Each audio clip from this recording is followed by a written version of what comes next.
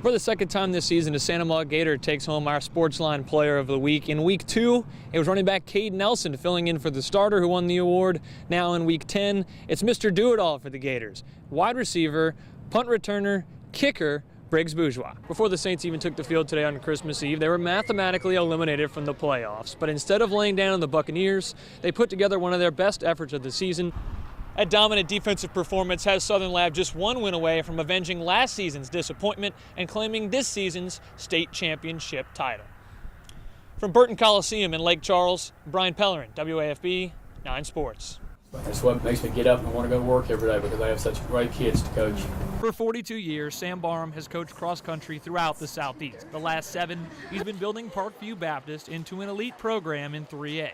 This year looked like the time for him to claim his first state title.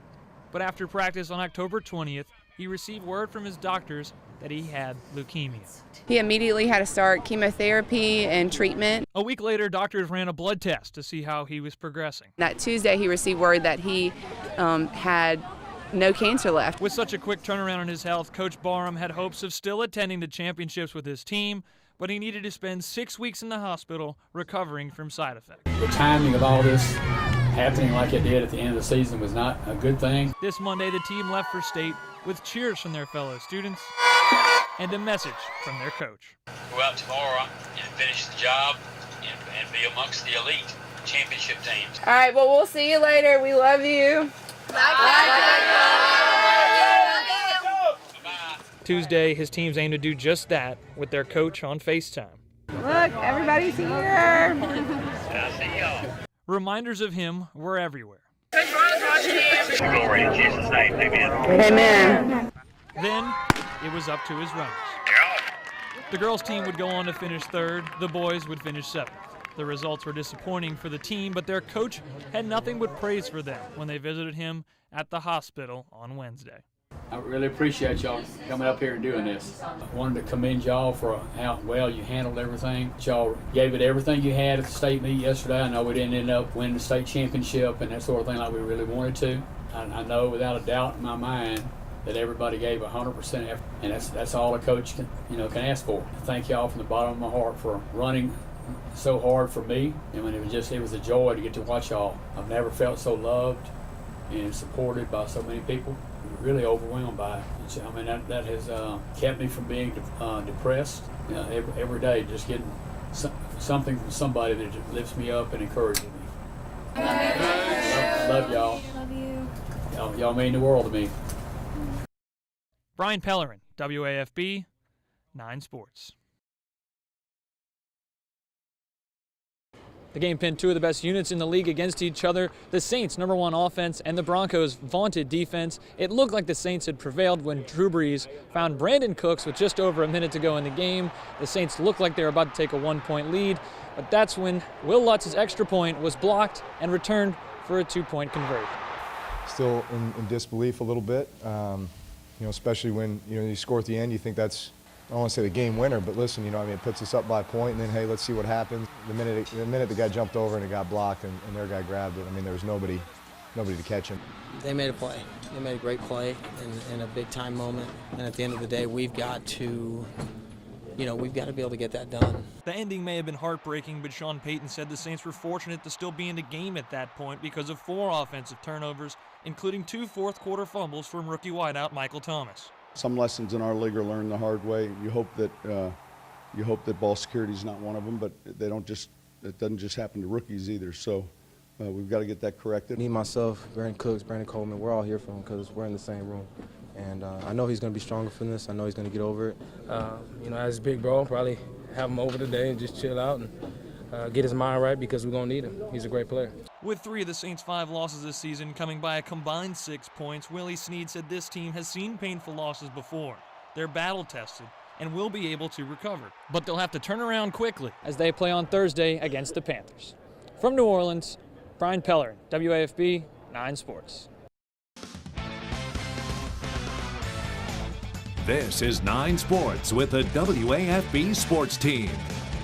Pretty solid debut for LSU softball this weekend, especially with all the newcomers that made up the 2nd-ranked recruiting class in the nation. They've been asked to step in for last year's stars like Bianca Bell and Sandra Simmons, who were a big part of back-to-back College World Series appearances. LSU playing its last game of the Tiger Classic today. Top of the first, Sydney Smith makes a mistake in the heart of the plate. Kristen Reisner makes her pay, taking her deep to center. Oklahoma State opening up an early 2-0 lead. Later in the game, clutch at bat from freshman Sydney Springfield here. It's bases loaded, 2 outs, and she'll take this 3-2 pitch into the gap.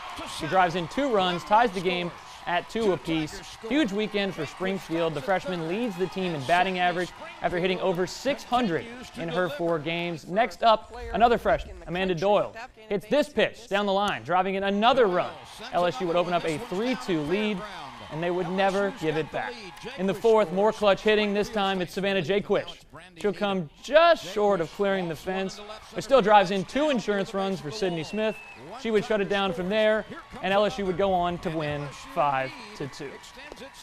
After the game, Coach Beth Torina excited about the weekend her freshmen had, especially Springfield. We're excited about our person we've been excited about through the recruiting process. It's nice to see it all come together for her here in weekend 1. Just, so coachable, so clutch, so many great things about her. You really can't say enough. She is lethal at the plate. I love her approach. When she gets in the box, she has a presence about her, and she's glooming with confidence when she gets up there.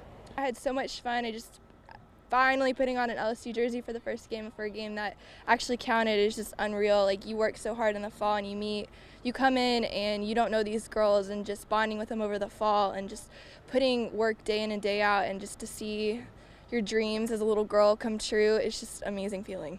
A different outlook for the men's basketball team. They came into last night's game looking to end their 10-game losing streak. They started fast, taking a 9-point lead into the half against Arkansas. At halftime, they honored the 1991 SEC championship basketball team, including Shaquille O'Neal and Dale Brown, but things would go downhill from there. Arkansas would go on a 24-6 run in the first 7.5 minutes of the second half to take the lead, and they wouldn't give it back. LSU would fall 78-70 and now sit at 1-11 in SEC play. I think that when things are going well, we get bored with it. And then we try to put ourselves in position to do too much. And we had 6 turnovers in the first half, sharing the basketball, making good plays. We wound up getting 10 turnovers in the second half, trying to force the action issue or trying to make too many individual plays. And against a team like this who's handsy and extremely quick, good defensive basketball team, you can't play that way. They changed their defense. We turned the ball over. I think we had 10 turnovers in the second half. So gave them easy opportunities, and then when they went zone, we didn't do a good job of getting into the gaps, making the next play. We just had to be aggressive inside, and we didn't carry it out in the second half very well. Tigers' next 2 chances to get off this losing streak: Tuesday at Ole Miss, and then Saturday in Tuscaloosa at Alabama. With LSU softball's season opening weekend behind us, baseball next up this Friday. Former LSU great and SEC Network analyst Ben McDonald tells WAFB that despite some injuries to Greg Dykman and Bryce Jordan, he still likes the outlook for LSU baseball this season. It's a veteran team, and typically veteran teams, that's the recipe for doing well. Last year, a little bit of a surprise for them. They did well last year with a young team. This year, they're returning 8 of 9 starters, and so they're top 5 in every poll, supposed to win the Western Division. Them in Florida, I guess, are supposed to just fight it out for the overall championship. McDonald is scheduled to be part of the Louisiana Sports Hall of Fame Glory Road Tour. They'll be making a stop in Baton Rouge this Thursday at Walk-Ons on Burbank. You may have noticed the LSU women's basketball team didn't have their usual Sunday basketball game today. That's because the Lady Tigers are playing tomorrow night in Nashville against Vanderbilt. A win would give LSU its 3rd victory in a row after sweeping its last 2 contests against Ole Miss and Alabama. Nikki Fargas's team is in 6th place in the conference race. For WAFB 9 Sports, I'm Brian Pellerin. More news after this.